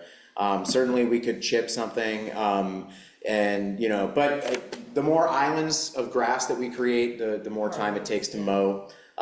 You know, so and I would hesitate to put something like gravel down because a mower or weed whacker would throw gravel right next to a playground. That's not something that you want to be doing. So, but thank you for bringing that to my attention, and yeah, I can certainly start brainstorming on some possibilities there. Okay. Yeah. Mostly I was just thinking that it's kind of hard to tell when you're standing right there, let's say by one of the covered structures. As you look that way, you see this little, almost like cardboard looking sign, and to get closer to see, oh, that's the way to go. Now, I mean, fine. There's probably a lot of people that know it. That was one thing I noticed when I'd been over there. And then the one other thing I wondered too about Jonah, seems like last year and it became kind of didn't work out, or maybe it was the year before, but the tree situation, there was going to be like the possibility of trees brought in for, I don't know if it was lower price purchase for some residents or something like that. Is that part of? Yes, that is, yeah, so there is going to be a free street tree planting event happening on March 1st, next That weekend. was in Frank's slideshow. wasn't it? Yep, and yeah, Frank's been working with Friends of Trees on preparing that, and actually there's been sort of in the last couple of weeks a flurry of signups, and so we've actually exceeded our target for the event, which is great. For a while there, it was looking like there wasn't that much interest, but all of a sudden there is, so it's fantastic. So yeah, that is happening next weekend, and I did actually, through Friends of Trees, go ahead and order separately, not coming from the street tree fund, coming from the parks maintenance M&S fund. I did purchase some trees and some for parks as well that will be planted during that event, utilizing volunteer help, and a bunch of those will be going in around Imagination Station to kind of replace some of the trees that came out in last year's winter storm. So those are going to be kind of fun fall color trees. I got some black tupelo and ginkgo and stuff, so that'll be pretty fall colors around the playground. So Okay, good. Because I was thinking we had sometime back when Adrian and his wife had come and they talked about sales, and we weren't doing sales, but we're thinking we could plant a few more trees that could potentially provide shade. That would be advantageous. So, okay, that's the plan. All right, great. That's what I needed. Yeah, and I apologize, I do have a question for the committee that was not on the agenda, that I can just I would like to run by you pretty quick. It does relate to budget items and Imagination Station. But I can wait until, if anybody else has anything else related to this that they want to recommend. You can also, if you think of something, feel free to email me after the meeting, so. Okay, well, we'll just go ahead and formally move on from this agenda item. Sherry, I assume your hand is still raised from before. So we'll go ahead and move on, and we'll just slot that right in there, so. Okay, so the question that I have for you all is a question about the Imagination Station surface replacement, which is going to be very expensive. And I have requested $400,000 for replacing the Imagination Station surface. The question that I have for you is, does this committee have any objections to essentially spacing this out and doing it in phases over multiple years, doing the demolition portion of it in 1 year, and then as a placeholder, throwing engineered wood product, 5R chips in, which I know is not ideal and it wouldn't be a permanent solution, but what it would allow us to do is split that $400,000 up over multiple budget cycles. So we demolish the old surface, fill it with wood chips, leave that for a year, possibly two, and then come back in and do the rebuild. Is that something that anybody has any objections to, or? Victoria? That's just gonna escalate the cost. You think so? Yeah. Okay. How much are the wood chips? I mean, it would be a lot of wood chips, and the engineered wood product is expensive. It's more expensive than like cedar wood chips that we throw in the dog park, right? Because it all has rounded edges and stuff, so it's not sharp. I did want to go to bat for this at the budget. You did want to? Yeah. Okay. I don't know because of the fire. Yeah. But, yeah. I think it's such a safety concern that I was really gonna try and push it that it's a safety concern. But if we wait 4 years, then once again, the price is gonna go higher for the material. That is true. That is true. Now, I mean, all that 5R that I would purchase could be taken out and reused at other sites. We wouldn't just necessarily be throwing it away. We could truck it over to CP Park, for example, or Kiku Park, and throw it in the play structures there. I mean, we could try and go for the 400,000, and then if it didn't go during budget, we could. Okay. Would it work this way to break it down? Okay, so should we kind of hold that in our back pocket as, and after budget committee? That is one possibility, and this is something that was recommended to me by the contractors I've gotten estimates for, saying this is one way to split this up over multiple budget cycles and have sort of a placeholder, so. It's a guarantee. Question. 1 second, Jim, did you have? This is Jim. I was just, after Victoria said, I think that sounds like a good backup plan if we can't get the full amount now. My question originally was, do you see any additional safety concerns with the new material? I'm sure it's used in a lot of places. This is a unique park with a heavy traffic load. Does this type of material, under swing sets gets gouged out rapidly and cause issues of anything that use, or other things? What's your assessment of that? 5R and EWF meet fall safety standards and meet ADA standards. Now, it's not great for ADA. It's not it's not an excellent surface for a wheelchair to move over. But it does meet the national standards for ADA. We do not see this as a permanent solution, and it's not or a desirable permanent outcome at Imagination Station. And when I have mentioned this to both the city manager and the public works director, neither of them are in favor of it, but they were the ones who requested that I ask this committee what your feelings are on it. So thank you. This is Shelley. I guess my concern with breaking it up is the demolition's approved, but the restoring isn't down the road. I think if we can get the whole amount in one go, great. If we can't, consider breaking it up, but if we can have a budget item already set so that we know that it's gonna get repaired, right? I would just be concerned that it would be too easy to say, oh, we can't do that this year. And no, we can't do that this year, and no, we can't do that this year. We have some people online with their hands raised. I don't know who had theirs up first, Sherry or Woodrow. I defer to Sherry. Thank you, Woodrow. Okay, so just a couple of things. First off, so we should have $100,000 still hanging from this year that could go over to make that in the pot for this next year, which could be helpful. And then the other thing is, I thought we were looking into seeing if we could get some grants since this is such a metro park. We're going to check with City of Fairview and Wood Village and stuff if they would have any contribution that way. I have not talked to our neighboring cities about it, but I have talked to the city of Troutdale grant writer and consultant, Bill Peterson. And unfortunately, there's not a lot of grant money available to maintain existing things. There is grant money available to purchase new land and to build new things. But he was doubtful of his ability to secure grant funding to remodel or rebuild something that we already have.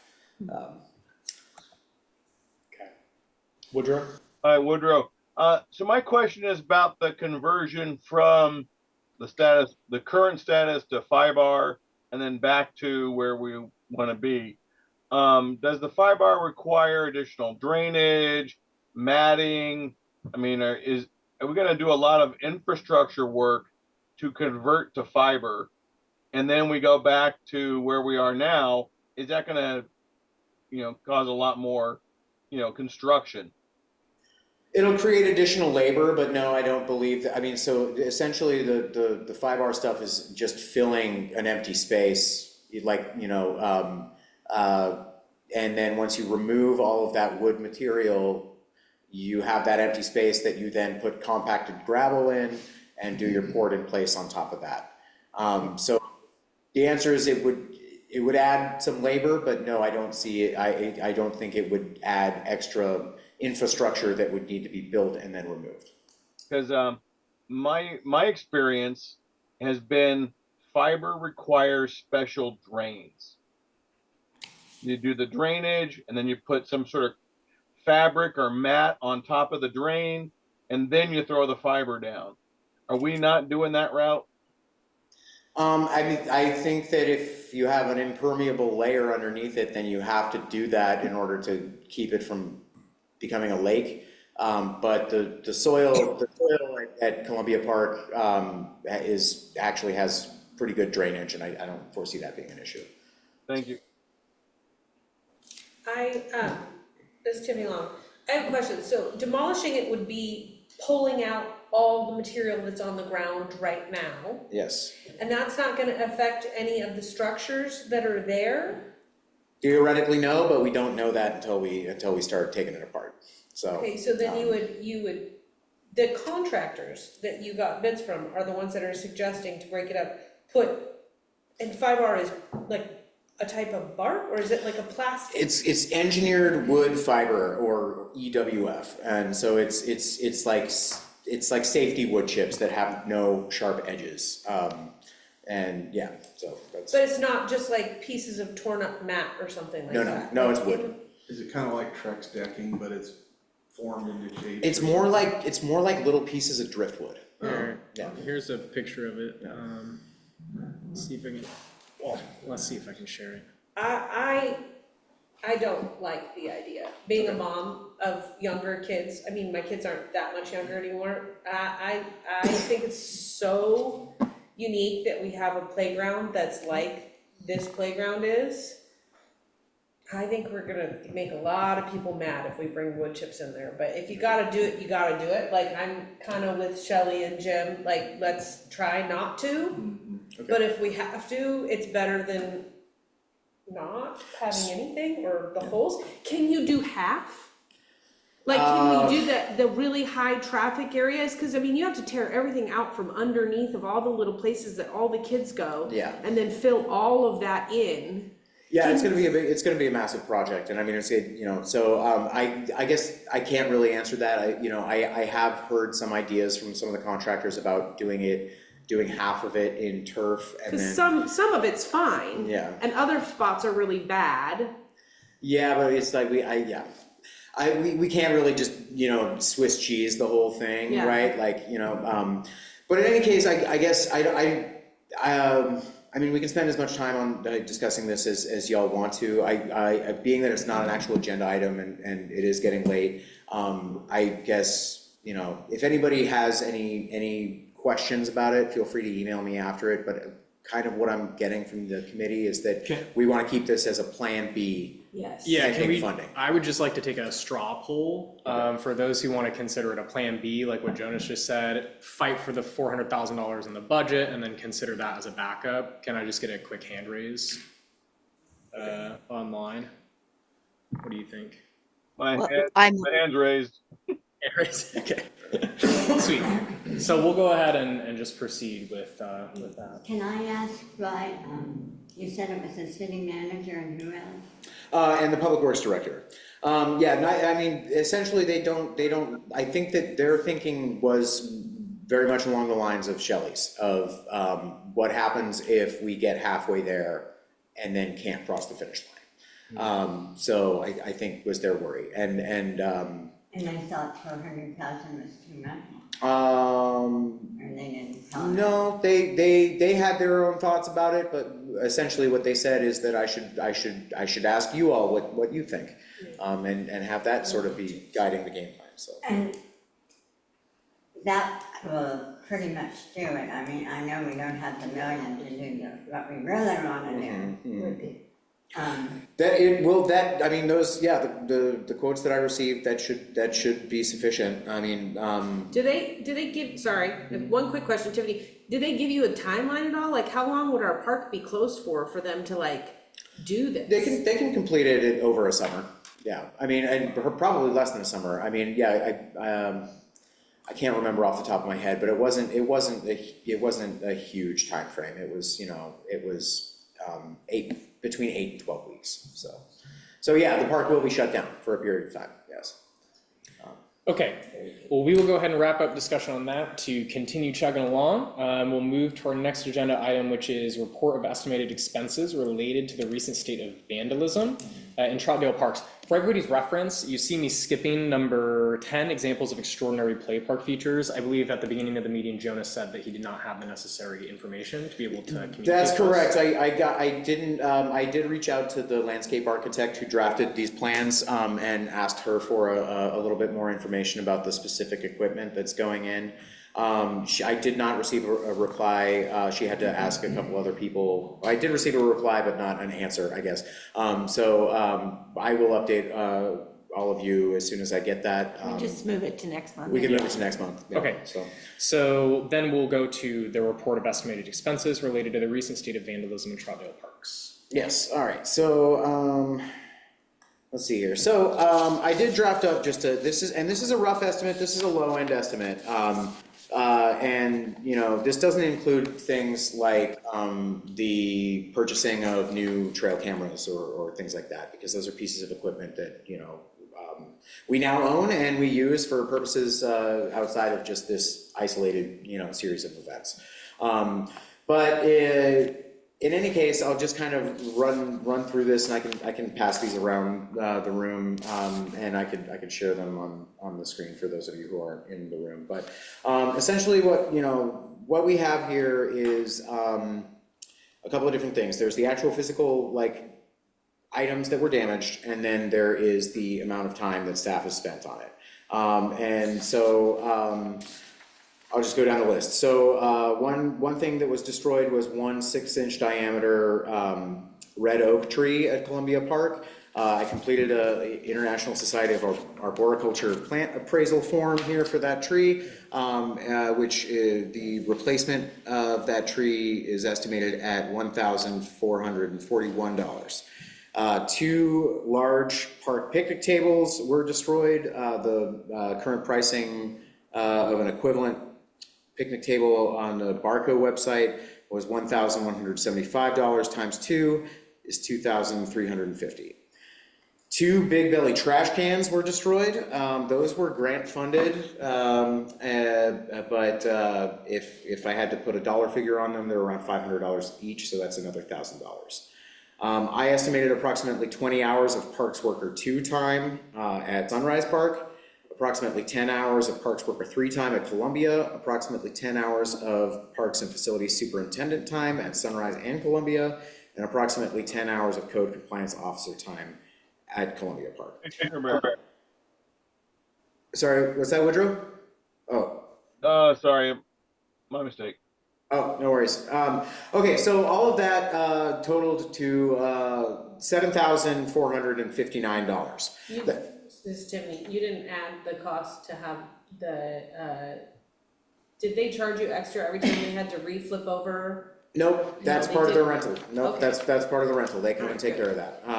They didn't do it very fast, but they didn't charge us for it. So, and one thing I did forget to throw in there was a dog waste. They did destroy one dog waste station valued at $578. So that approximate total, and again, I see this as kind of a low end, is $7,459. And I'd be happy to pass this around the room if anybody wants to see, or if anybody wants to see this plant appraisal form and see what it looks like. If nobody cares, that's fine too. So, so anyway, I would say like a high end estimate would be around $10,000. So, and counting. I did not count the time that I took to draft that up. So. I personally don't understand why they seem to be going after our waste disposal items specifically, but Woodrow, do you have a comment? Jonah, has there been any movement on the prosecution of those individuals that were originally tracked, or do we have any updates on that? I have not heard anything about that. City Manager Ray Young, I believe, did send a letter to the parents at the address,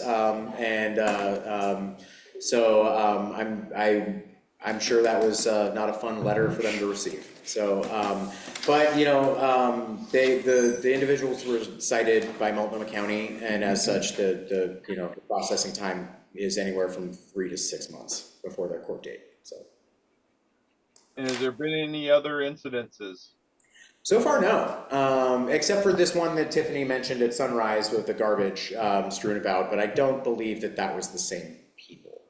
The garbage and there's no camera that pointed at that sign. I mean, that was just like Sunday. I think I took a picture of it on Sunday. Yeah, that looked more like somebody like partying or having a picnic to me. It didn't look like the same garbage, kids. but the sign that the plastic is broken on. Oh, and they okay. ripped the map off of it's right in front of the community garden. Okay, that does track with so. But there's no camera pointed at it. Okay. So I don't think you'd be able to see, maybe from below, I don't know, it was Sunday, so. I will say that we have gotten a very supportive response from Multnomah County Sheriffs following this. They have increased patrols at both Sunrise and Columbia following all this stuff. So,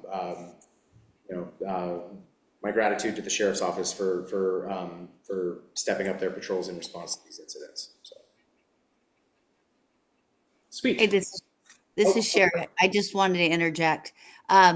I do hope that there is some pursuit on prosecution because several years ago in my neighborhood and Reynolds High School, Reynolds was hit fairly substantially, and then 22 properties in my neighborhood, including my garage and brickwork, things like that. Anyway, it was enough damage done at Reynolds to be able to fully prosecute the 3 individuals that they'd been caught on camera at Reynolds, and that's how they could put it out, and then they fessed up and stuff. And so even though it didn't cover my labor time, it did cover materials for me and what have you. I did get money for it. when there was some type of plea deal made later for the underage individuals.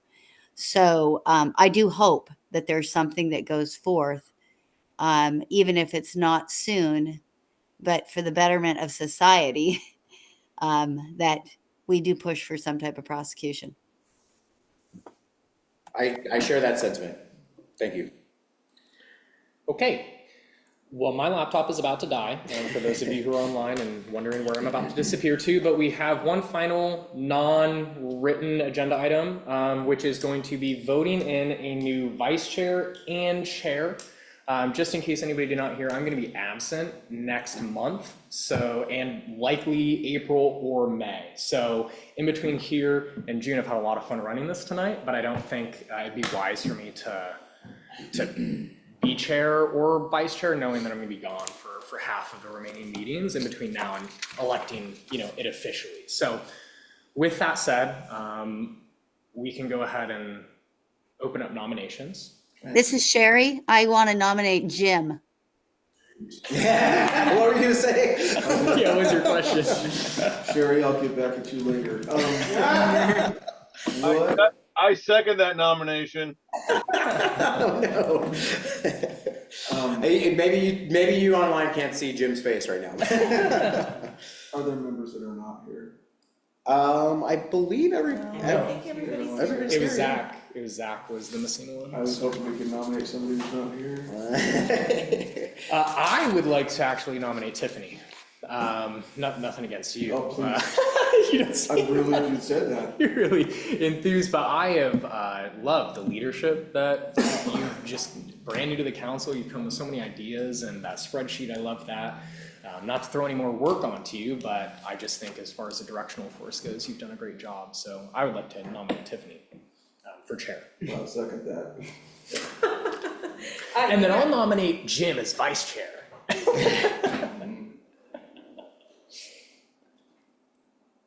Sorry, so Jim, you were the second for Tiffany for president? Yeah. Or, sorry, chair, excuse me. Okay, and I will, that is real, I will actually nominate Jim as vice chair. Okay. If there is wanting to be a second for that, or another nomination. Oh yeah, I second that. And both of you accept the nominations. Yeah, to accept the nominations. Do you have to accept it? You do. You do. If we're gonna Okay, vote. I accept it. I might need some help because I'm still pretty new to this and that's a little nerve wracking. I nominate Shelley now. I'll help Tiffany. I assumed you didn't want to be nominated. That's what I. I've played that role. That's what I. Yeah, long she's enough. done her time, Yep, that's what I thought. Step up. So we need to vote on each of these, right? Yep, okay, so And we'll this is go a roll call vote, I believe, right? Yeah. Yeah. Were there any other nominations online? Or go for it? I just want to make sure we have 2 nominations for chair. We have Jim and Tiffany. Oh, Then we okay. also have, We didn't get a second on Jim. Thank you. Oh no, I seconded. No. so just make sure that you Yeah. understand, we've got 2 sets going here. Or he can bow out. Do you want to for chair decline if you the want. nomination for chair? I'd rather not be chair. Alright, Okay, so just decline it? That'd be fine. Okay. I mean, Yeah, that's fine. but you're not declining vice chair. well, I'd love to see if there's any other nominations for vice chair. Well, Any the other floor is open to nominations? nominations. Yeah, any others? I don't mind doing vice chair if you don't want to do it. I'd be happy to decline in your favor. Why? Well, because I don't like to be on the spot. But we like you on this, but you handle the spot really well, Jim, you really do. If Jim doesn't want it, I don't mind being vice chair. Okay, I'm also happy this to is sit. Victoria. I nominate Shelley Reynolds to be vice chair. I'll second that. And can we get a formal decline for the vice chair too? I'd like to decline in favor of Shelley. Thank you very much. Okay, so any other nominations? Okay, so we'll go ahead and take a roll call vote on chair being Tiffany Long. Okay, Woodrow Terrell, Yay. Sherry Winters, Yes. And I assume the nominee is allowed to vote as well, right? Okay. Tiffany Long. Sure, yes. Okay. Robbie Cantrell. Yes. Quorum otherwise. Shelley Reynolds. Yes. Victoria Rizzo. Yes. And Jim Hill. Yes. Tiffany Long, congratulations, you're the new chair of the Parks Advisory Committee. You've done too good of a job coming in with a force, so there is your consequence, Tiffany. You are now the chair. And congratulations, can we take a roll call vote on Shelley Reynolds as the vice chair? Woodrow Terrell. Yay! Sherry Winters. Yes. Tiffany Long. Yes. Robbie Cantrell. Yes. Shelley Reynolds. Yeah. Victoria Rizzo. Yes. And Jim Hill. Yes. All right, congratulations, Shelley, you're the new vice chair of the Parks Advisory Committee. Congratulations. If you end up hating it, I guess I'll be happy to do it again in July, but I think that you'll do a good job.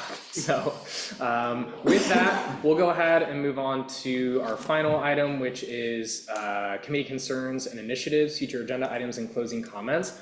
I will just go ahead and start by saying that I will be absent next month. Again, I'll be traveling. There's a possibility I'll be out for April and May as well. But I will be catching up on the recordings and everything like that. Otherwise, I don't have anything else. So we can go to Victoria. I have nothing else for tonight. Tiffany? I have a couple of things. An update on the signage. You had new signage made, you showed us pictures of them. Have any of them gone up? Is there a plan for them to go up? There is a plan, yeah, yes, there is a plan, they have not gone up. Yeah, it's on the list. It's on the list. Poor Jonah. What was the other? But yeah, they do need to go up in the parks before the spring, so that is on my accelerated list of things to do in the next 6 weeks, so. Okay, and then we talked about at the last meeting also the possibility of adding a water fountain at Sunrise Park. At Sunrise Park or at the dog park? No, Oh, at it's Sunrise Sunrise. Park. Remember, that was yeah. that was the only suggestion I got out of the suggestion boxes. We're super A water thirsty when fountain? we're at Sunrise Park. You were like, that's maybe something we could pull off, because we already That's have right. plumbing there. Okay, I apologize, that did not make it into my budget worksheets. I can ask the finance director if I can throw another Is allocation that into too that. expensive to do, and M&S is Yeah, a water fountain? I don't think we're gonna be able to do that. That's a project type thing, that's a capital type thing. Okay. I mean, The other thought that I had that has been running through my mind when I walk around Sunrise Park is I look at the cameras and I think, how as a group can we get the city to put an actual brick and mortar bathroom in there? And Frank has been taking numbers of people crossing things. We have these trail cams up. Is there anybody that can review trail cam footage and get a number for us to, and as a group, can we ask city council for a brick and mortar bathroom and say, this park has used this much during the winter, it's used this much during the summer? Can we utilize those trail cams in the future to count the number of people that are using that park? So we can say, this is a highly used park. And on that, in addition to that, have you found any more information about saying it's an ADA accessible park, it's got a really nice path? Have you found any grants in regards to getting a bathroom there? I have not, in the last month, since our last meeting, done that. What I have done, though, is I have received a quote for a bathroom unit, a prefabricated bathroom unit, and all we would have to do is plumb it in and pour a concrete slab. Is that a Portland Luco? It is the Portland Okay. Luco, and actually, shout out to Paul Wilcox for being the impetus for me to reach out to the Portland Lu folks. And This guy out here was a big fan of them too. I actually requested that they send me information, and I haven't gotten information from them yet, but that's a great. a Portland Lu unit costs $175,000 shipped, and that does not include the concrete foundation or the plumbing. Did you ask for this to be in your budget, or is this something that we could utilize I counting didn't- the number of people in the parks and ask them for? I did not put that in my budget this year, Tiffany. The budget is, I have asked for as many things as I possibly can ask for, and I doubt that we're gonna get all of them. Okay, are we still getting To throw another $250,000 allocation in there, this year is not gonna fly. Okay, so what about a porta potty this summer? That's still happening? There is a port, yeah, we will get a port, and that will be M&S, yeah. Shelley?